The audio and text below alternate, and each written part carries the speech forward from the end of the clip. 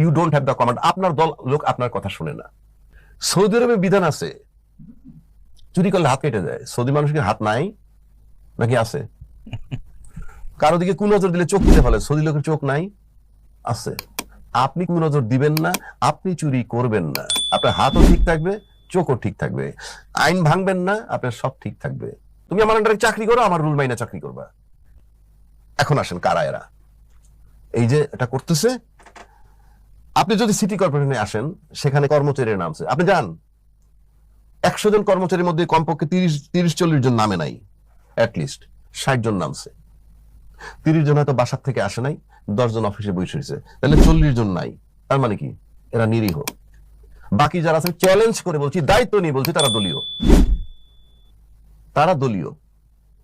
যেই দলের লোক এই সরকারকে প্রচন্ড সহযোগিতা করতেছে, তাদের নৈতিক দায়িত্ব তাদেরকে বাসায় ফিরানো। কারণ তারাই বলেন, লম্বা লম্বা কথা বলেন, সরকার অনির্বাচিত, সরকার শুধু রুটিন কাজ করবে, নির্বাচন দিয়ে যাবে। তো এই লোকগুলো মাঠে নামে কেন? ওগুলো ফালাই থেকে আপনার কাজ করবে, পোর্ট ফালাই থেকে আপনার কাজ করবে, এনবিআর ফালাই থেকে আপনার কাজ করবে, সচিবালয় ফালাই থেকে আপনার কাজ করবে। You don't have the command. আপনার দল লোক আপনার কথা শুনে না।